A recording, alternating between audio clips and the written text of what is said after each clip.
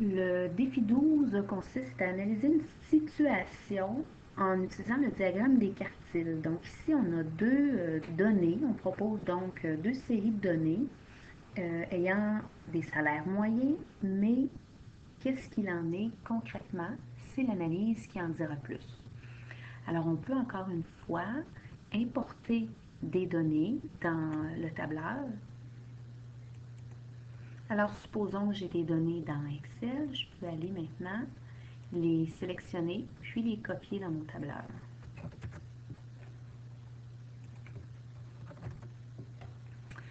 Alors, par la suite, une fois qu'on a ces données-là, pour utiliser la commande boîte moustache, je dois créer une liste.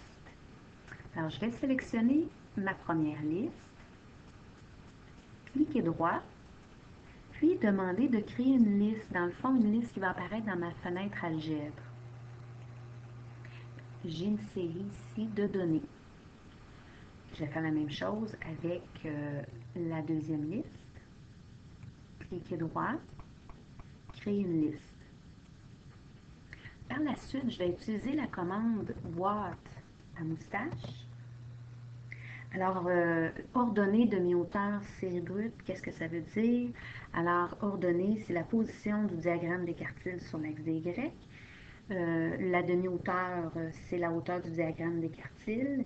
Et la liste, ben, c'est ma série brute, c'est ma liste 1 là, comme telle. Alors ici, supposons que je choisis 3, une demi-hauteur, supposons que je choisis 0,5 et liste 1, c'est bien celle-ci.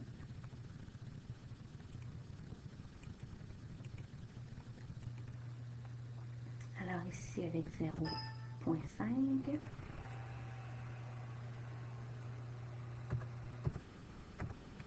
et la série brute, c'est liste 1.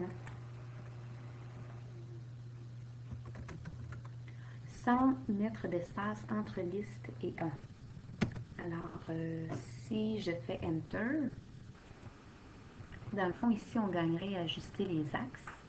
En cliquant droit sur la zone graphique, je vais anticiper aussi que je pourrais aller chercher jusqu'à, disons, un maximum de 900 et peut-être de 100 à 900.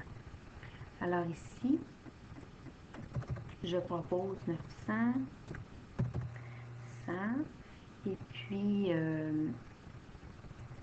je vais proposer aussi des bons, disons, de 50.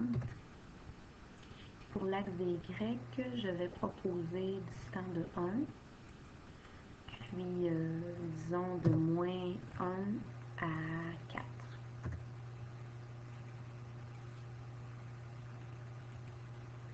Je vais faire la même chose avec l'autre liste. Alors, l'ordonnée, cette fois, je vais demander une hauteur, disons, de 5, avec demi-hauteur de 0,2, 0,5 encore. Puis la série brute, cette fois, je vais préciser la liste 2, sans espace entre liste et 2.